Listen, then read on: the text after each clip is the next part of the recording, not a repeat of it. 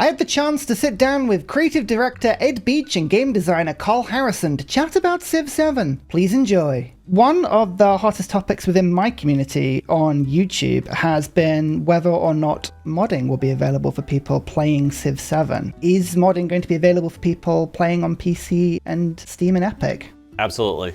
We're, have made a big effort to support those type of PC mods in both Civ 5 and Civ 6. We realize what an important contribution they've made to the ecosystem of our game once it's out there in the community. We don't want to diminish that at all. So we absolutely want to provide that same level of support. I think the modders are going to find that lots of elements of the modding are very familiar to them. Okay. Obviously, we have not released mod tools yet. That's something that we typically do once we package the game up, then we start packaging the mod tools up. So we're on the same sort of schedule, I'd say, roughly, that we've been at with previous titles. But there's a lot that's very similar. The whole game effects system that is how we provide the modders the abilities to craft bonuses for civilizations or leaders or wonders or whatever, that system has changed, has only changed, superficially, I'd say. Okay. It's changed so that we've gotten, obviously we now have new concepts in Civ 7, like commanders and towns and so forth like that. So we've had to add new modifiers there, but the basic core functionality of how that works and how you craft XML to get those bonuses, Carl's super familiar with that right now, because as a content designer, that's kind of the world he lives in. Yeah, if anything, the XML part has gotten easier and easier to use. Yeah. Fantastic. So broadly speaking, people that are familiar with the way that modding works in Civ 6 would see quite a lot of resemblance with Civ 7 then. Absolutely. And that was one of our goals, both internally. It helps us as well. We have a lot of people who learned how to create all these things internally. If we had pulled the rug out from under them, that would have been disruptive internally as well. But a nice benefit is that the mod community is familiar with it right out of the gate as well. At this stage, do you see modding being available for people that play the game on console, or is that something that's going to remain unavailable? We definitely don't have anything to announce on that yet. It's obviously a cool concept, but it's tricky. Yeah, understood. Multiplayer. So we've seen that multiplayer is likely to be supported, I believe, for up to 5 people in Antiquity and Exploration ages, and then up to 8 in the modern age. At this stage, as you're designing Civ 7, are you intending that multiplayer is likely going to be designed in separate ages for games? So when people play multiplayer, they're going to be playing ages in separation from each other? Or do you see multiplayer supporting the transition from one age to another? Well, it already does support the transition from one age to the other.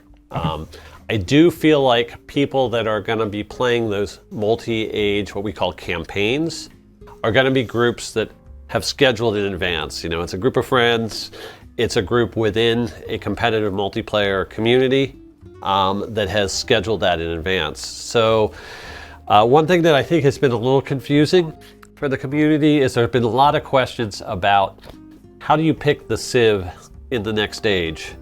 Once you finish one age, if you're playing a campaign through multiplayer, through multiple ages, that decision point, who gets to pick first, all these kind of things. We have very strict rules for how that works in single player because we want to kind of limit the number of choices players have so they follow a more historical progression.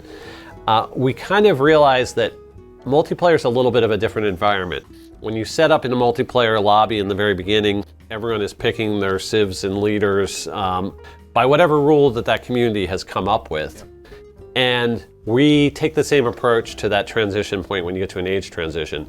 The game's not going to enforce you have to pick between these 2-3 civs and people pick in the exact order. We're going to let each community decide what's appropriate for them, how they want to structure their campaigns, if they're going to be allowing people through campaigns. So it's really much more freeform. The game isn't enforcing the rules. We're expecting that the multiplayer community is going to have their own meta, their own ranking system, whatever makes sense for them, and we're going to let them sort of apply that criteria for how the choices are made. Fair enough. So in essence, we might see multiplayer choices are more released, that they're freer than you might find in a single-player campaign. Yep. That makes a lot of sense. Could you explain why the 5 and 8 player limit? Because I think 5 players has definitely been on the lower end of sort of supported players we've seen with Civilization to this point. Yeah, so that comes down to us providing the core gameplay experience that we want at launch. So the game does change its rules and its map over the course of an entire campaign. So in Antiquity, you're all on one landmass, and then the world sort of opens up and expands when you reach exploration. And in order to provide that gameplay experience, which was very important to us, we did have to limit the player count to 5 in Antiquity and Exploration. And then once the map has done that expansion and is fully open, that's why it goes up to 8 in Modern. It is something that we're looking at to add in the future, a greater player count with additional map types that is a little bit different, more of a traditional Civ 6, Civ 5 type gameplay experience. But in order to provide that core Civ 7 gameplay, we did have to restrict the player count to have the map work the way that we wanted it to. And the limit of 5 is also sort of constrained by the size of map that we're shipping initially. We're releasing to all platforms simultaneously. Some of the platforms are more constrained than others. So there's a certain size that works across all platforms that you can take a game created at that size and move it back and forth from your Switch to your PC and whatever. Those constraints, we're gonna be looking at where we can raise those limits for various platforms as we go along. And so that count of 5 is not gonna stick for that reason either. Fair enough. So a lot of it is to do with an increased amount of cross-play, in essence, between different consoles and how they interact with each other. That's a lot of it for sure. We want to make sure we do a good job supporting that right out of the gate. Once we've got that, in a good place, then we can start looking at pushing up these limits. Absolutely. Was there a specific reason from a developer point of view as to why multiplayer Hotseat wasn't continued as a topic? So Hotseat has, not a huge percentage of our player base that supports it, so it was just a prioritization thing. Crossplay sort of became something really cool that we could do for the console communities. The console communities have grown during the course of Civ 6. They weren't there when Civ 6 launched. Civ 6 has seen great communities develop, either in the Switch world or on Sony or Microsoft platforms. And we wanted those players to feel like full participants in our community right when the game launches. And that became the priority.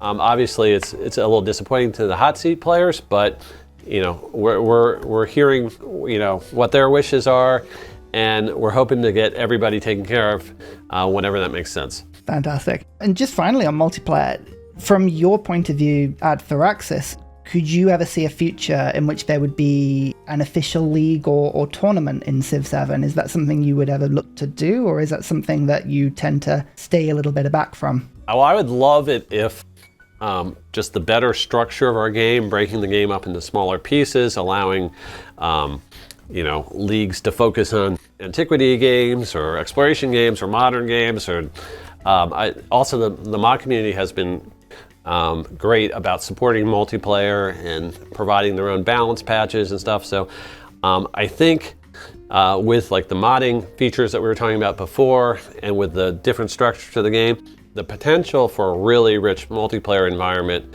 is fantastic with Civ 7. So love to see it take off, whether it be official league sponsored by 2K or Firaxis. Who knows whether that makes sense or whether we should just let the multiplayer community take off on their own.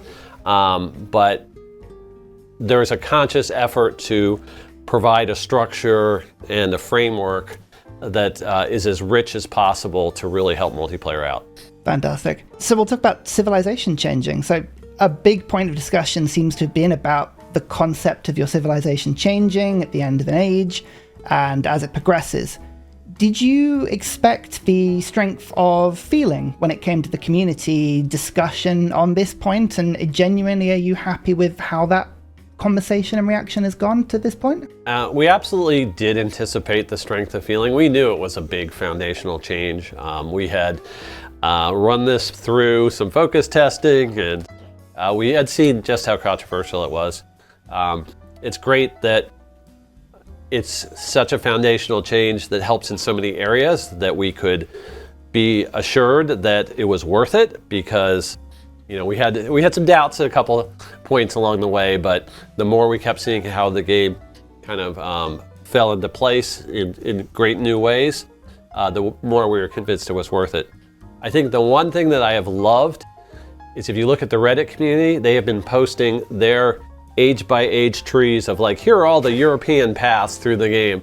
As soon as I started seeing that and seeing how people had adopted the new way of looking at pathways through history that the game presents, I knew we had made that transition where people were really getting it.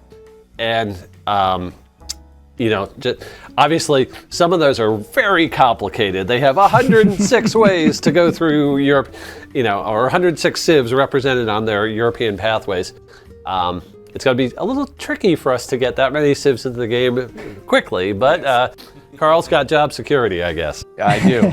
Indeed, and we've got to give the modders something to keep themselves busy with over the years, Well, speaking of those complicated trees with civs and how they evolved, we've seen that Japan has been one example of a civilization that could potentially stretch across multiple ages. I think India as well is another one that has been brought recently. Do you see there being a place for multiple civilizations across different ages and in different guises and forms? Are you able to share information about how you think about which civilization goes into which age in that way? Yeah, so we look at a civilization, you mentioned India as an example, and how it unfolds and what different dynasties are in power over the course of all of history. And we take a look at what civilizations what dynasties of those we really want to focus on. Those don't always necessarily map one-to-one geographically. I know that Andrew Johnson, our historian, was talking about how Chola, which is our exploration age Indian civilization, is in a different part of India than the Maurya, which is our antiquity one. And there's a little bit of a shift there, and that's because Chola was what we decided that we really wanted to focus on and have our gameplay represented with. So there is a little bit of a shift there, but it is still a different dynasty within the same sort of empire region of Earth, part of history. And there are definitely connections there that we wanted to represent. And what I love to do is I like to look at how India has been represented in previous Civilization games. It was sort of a little bit of a mixture of this and that from different periods of Indian history. You look at the Indian subcontinent, there were so many dynasties that had an impact there, and so much history that can be portrayed.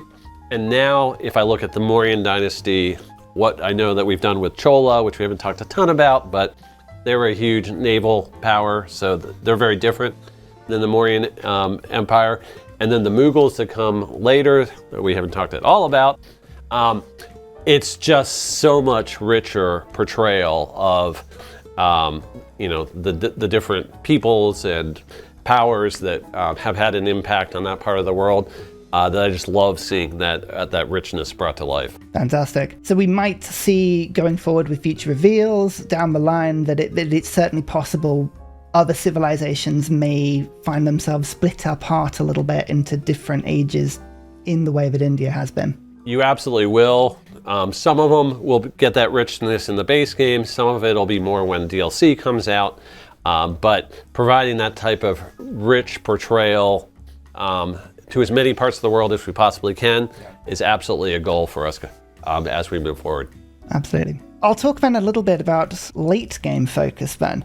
I know as a player, I've certainly stood out a little bit because of my love of the late game compared to a lot of people who traditionally like early game Civ. And I know it's a conversation that you've had as developers around introducing engagement with the later game and the later stages of the game.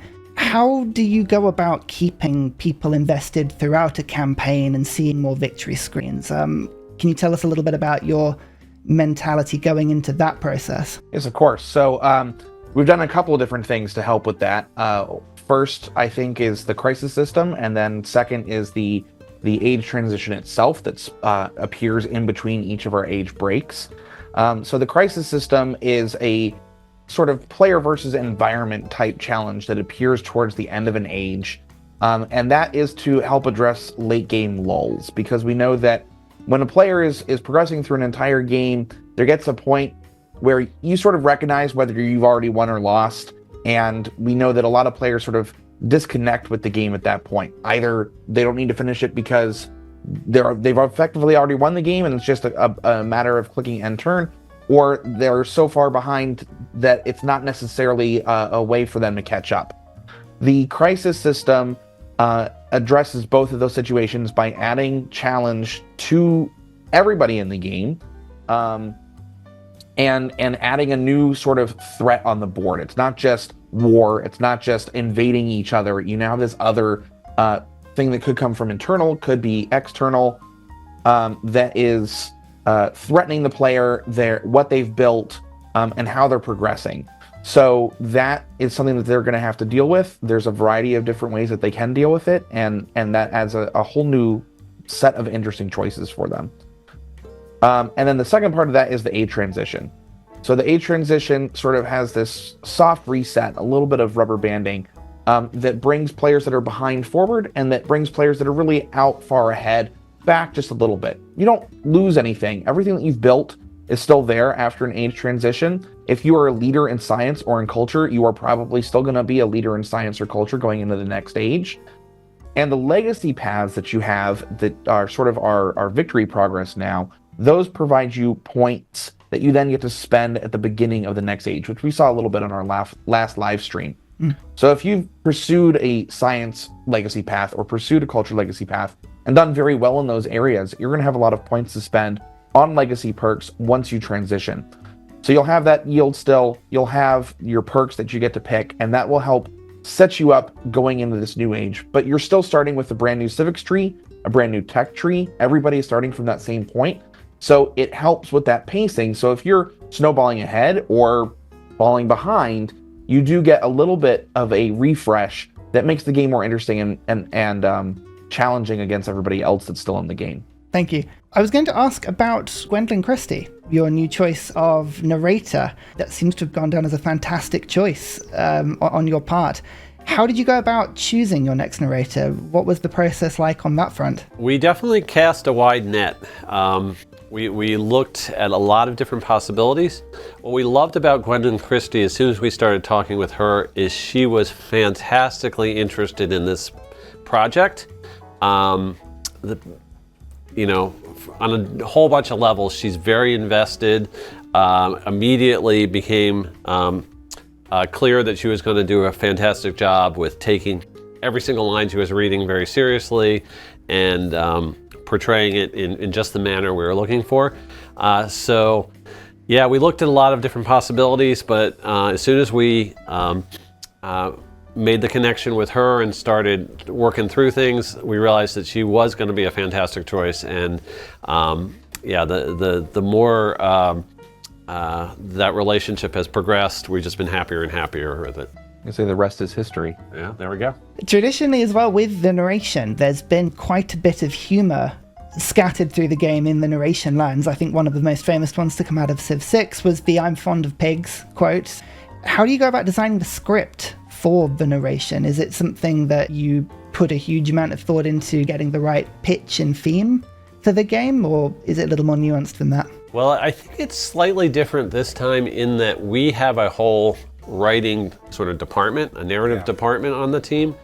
We have several PhD historians with different areas of expertise. We have a bunch of people who have background writing for video games. It's part of the new narrative system that you see all the events popping up, and we've shown it, some of those on live streams and so forth.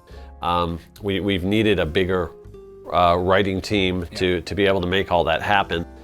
So I think our portrayal of everything is probably a little bit more serious and a little bit more engaging, at a deeper level with the historical events. But I think you'll find the humor in there as well. And sometimes, how a quote comes to be associated with a wonder or with a piece of technology. There's some interesting paths. It's a very thoughtful approach right now, which I'm really happy about. We saw, even on our last live stream, how excited Andrew Johnson, our lead historian, got for a particular quote that popped up. I think that's part of that, right? Because they are historians and they have their own areas of expertise and pieces of history that they love. They wanted to inject that passion and knowledge into the game. And so they got very excited about the opportunity to do that and to share that with all of our players. Forgive the pun. When did you first float the idea of navigable rivers in Civ 7? When did that come about? That's interesting because we started the work on Civilization VII within Civ 6. I was sort of the lead building a prototype within Civ 6 of some of the concepts that I knew right away I wanted us to try out for Civ 7. So that prototype modeled a little bit of what an age transition might be like, a little bit about what army commanders might be like. But the one thing I couldn't do in that prototype was navigable rivers, because we had to move the rivers from the edges of the tiles to the center. But I was dead set that was going to be a key feature right from the beginning. So as soon as we started moving off of Civ 6 as our prototyping tool and developing a new engine for Civ 7, I was all over. All right, terrain team, graphics team, everyone that needs to get the rivers realigned. We're moving the rivers. They're going to the middle of the tile and we're doing navigable rivers. And it was sort of a, right at the very beginning of Civ 7 development type of moment. Fantastic. Without giving anything away, are you excited to see them being used within the next 2 ages as well, within Exploration and Modern? Absolutely. Yeah, Exploration age, you will see that everything naval gets ratcheted up to a additional level above where it is previously.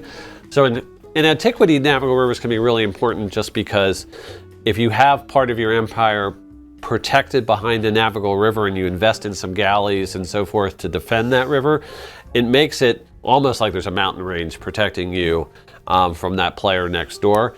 But navies have a whole bunch of uses in the exploration age, and therefore navigable rivers have a whole bunch of uses. Trade routes are very important throughout our game, and they're greatly enhanced by navigable rivers. So you'll see how critical they actually have become. Even just the concept of a city or a settlement that's far inland having effectively ocean access and access to water buildings, I think is just a lot of fun, and it gives you new gameplay avenues that we haven't had before.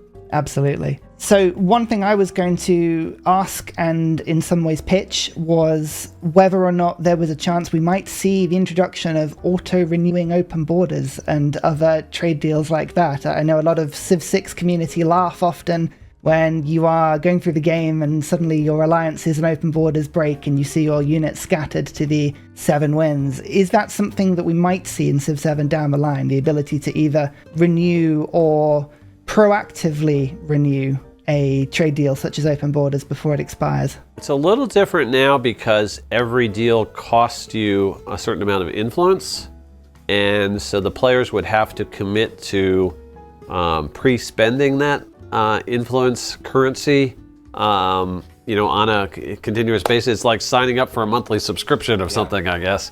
So we haven't put that in yet because we want players to always consciously know when they're spending that currency. But for something like open borders, I could see maybe that might be so worthwhile that we would want to do that. I do think one way you can kind of get that right now is through alliances, where once you have an alliance established, that's something that doesn't require a continual investment of influence. So think about going for an alliance if you really need that open borders all the time. Our changes to diplomacy also changed the way you would examine that question, I think. So when you look at some of our endeavors that we've showed off, like the cultural endeavor where you can grant both players culture, when that's getting close to running out, you don't necessarily want to renew it with the same person based on the evolving situation in the world. If somebody is leading in culture, you don't necessarily want to give them more, or maybe you do because they're already ahead. So I think there is a little bit more to evaluate in the action by action basis of the diplomacy that you're performing with the players around you. That makes a lot of sense. So we'll see some exciting developments with alliances and how they progress diplomatically. Yep, I think so. Fantastic. I had a great time chatting with Ed and Carl. Thanks again for taking the time to talk with me. I still have a lot of questions about Civ 7 that I didn't get the chance to ask, but one thing is certain. I'm very excited for the game to launch.